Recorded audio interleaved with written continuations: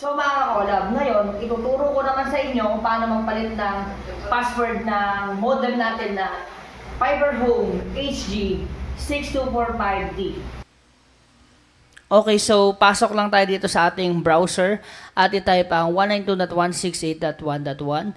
Ang details ng username at password ay nasa description below.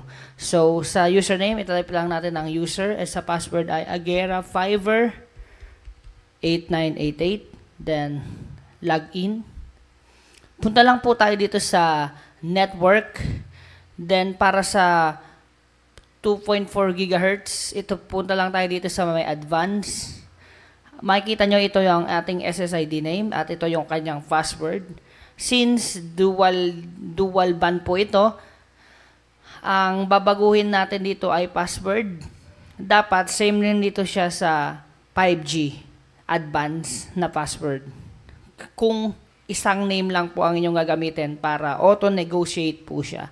So, punta muna tayo dito sa 5G at ipalitan muna natin to. At i-type nyo lang ang gusto nyong password at hit apply. Dito rin ganun din sa 5G. I-type nyo lang ang gusto nyong password then hit apply. Ganun lamang po kadali at maraming salamat. Thank you.